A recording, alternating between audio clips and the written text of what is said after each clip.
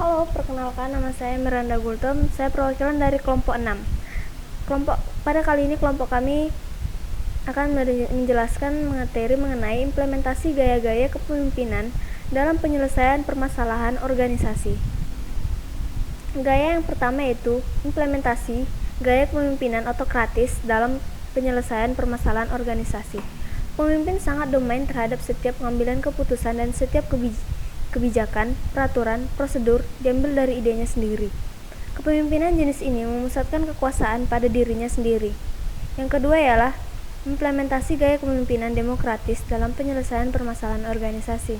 Dalam gaya kepemimpinan demokratis, anggota organisasi atau kelompok diberikan kebebasan dalam mengutarakan pendapat, ide, ataupun gagasan.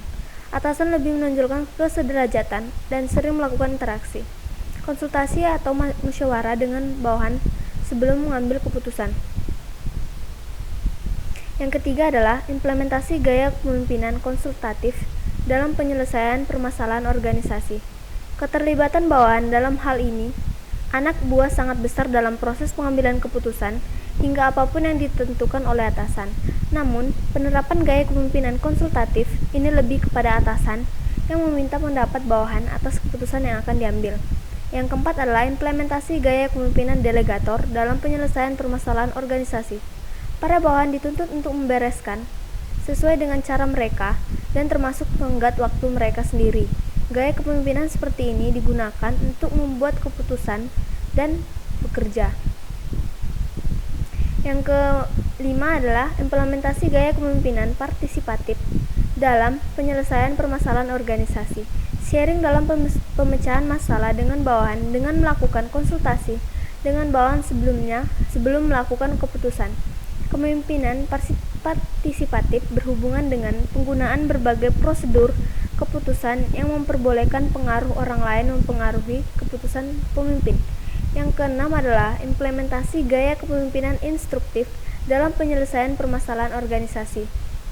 Inisiatif pemecahan masalah dan pengambilan keputusan semata-mata dilakukan oleh pemimpin. Pemecahan masalah dan pengambilan keputusan diumumkan oleh pemimpin dan pelaksananya diawasi secara ketat oleh pemimpin. Yang ketujuh adalah implementasi gaya kepemimpinan situasional dalam penyelesaian permasalahan organisasi. Menerapkan jenis kepemimpinan situasional lebih sering menyesuaikan setiap gaya kepemimpinan yang ada dengan tahap perkembangan para anggota, yakni sejauh mana kesiapan dari para anggota melaksanakan setiap tugas. Gaya kepemimpinan situasional mencoba mengkombinasikan proses kepemimpinan dengan situasi dan kondisi yang ada. Setidaknya ada 4 gaya yang diterapkan oleh pemimpin jenis ini. Di antaranya yang pertama, telling directing, yaitu memberitahu, menunjukkan, memimpin, dan menetapkan. Yang kedua, selling dan coaching, menjual, menjelaskan, memperjelas, dan membujuk. Yang ketiga adalah participating dan supporting, mengikut sertakan, memberi semangat, dan kerjasama. Yang keempat adalah delegating, mendelegasi, pengamatan, mengawasi penyelesaian. Yang kedelapan adalah birokratis.